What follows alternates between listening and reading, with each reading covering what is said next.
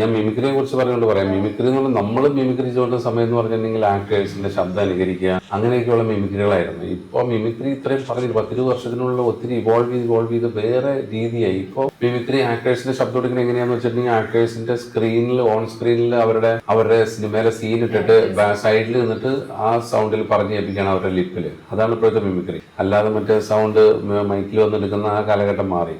രണ്ട് സ്കിറ്റുകളെല്ലാം തന്നെ അന്ന് എടുത്തുകൊണ്ടിരുന്ന പോലത്തെ കോമഡികളെ അല്ല. ഇപ്പോൾ കോമഡികളുടെ വേറെ ലെവലിലേക്കായി. കോമഡികൾ കുറച്ചും കൂടി ലൈവായി.